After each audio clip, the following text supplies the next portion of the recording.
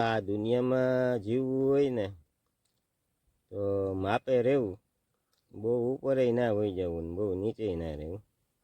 ઘણા માણસોને ટેવ ના હોય મોટી મોટી કરવાની, હોય મારી ગોળે કૂતી ગોદી ખીચામાં ના હોય. કોકને માવો ખવડાવવો હોય તો વિચાર કરે ને વાતું કરે મોટી મોટી, પછી જો મોટી મોટી કરવામાં કંઈક ફસાઈ જાય ને તો બહુ અઘરું પડી જાય. જેમ આપણે શરીરમાં ભગવાને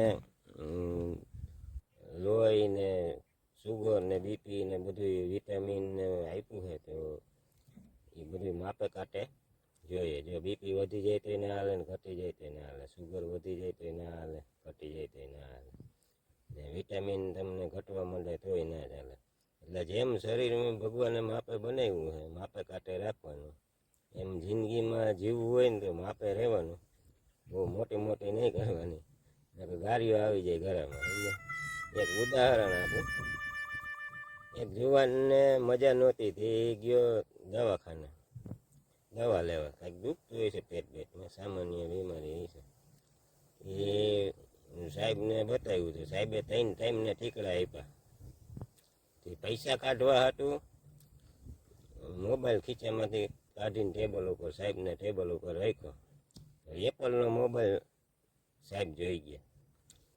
એટલે સાહેબ કે આ 3 ટાઈમને ટીકડા લઈ જાઓ મુદલ, તો સાહેબ એપલનો મોબાઈલ જોઈ ગયા. કે આ તો પાલટી છે, 1.5 રૂપિયાનો મોબાઈલ. કે આ 3 ટાઈમને ટીકડા લઈ જાઓ, કાલ સવારે આવજો નૈણા કોઠે, આપણે બધા રિપોર્ટ કરાવી લઈએ એટલે આપણને એ કે ખબર પડી જાય શું ફોલ છે. એટલે બોલો કે કાંઈ વાંધો નહીં, આપણે સાહેબ કે લેબોરેટરી નીચે જ છે, બધું નીચે જ છે, આપણે તપાસ કરી લઈએ. એ ઓલા ભાઈ આવ્યા સવારમાં નૈણા કોઠે ખાધા પીધા વગરનું. સાહેબે ચીઠી લખી દીધી ને એ રિપોર્ટ કરાવવાનો, 15 દિનની દવા આપી. ભાઈ વયા ગયા. એમ કરતાં કરતાં આવી રીતના 5 મહિને આવેલું સમજ્યા.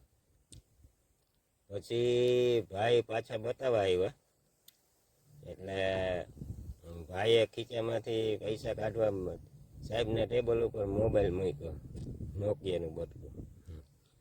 એટલે સાહેબ કે ઓહો, કે સાહેબ સમજી ગયા.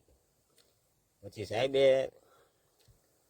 અઠવાડિયાની દવા આપી કે હલ્યો આ છેલ્લો કોર્સ તમારો, હવે તમને સારું થઈ જાય.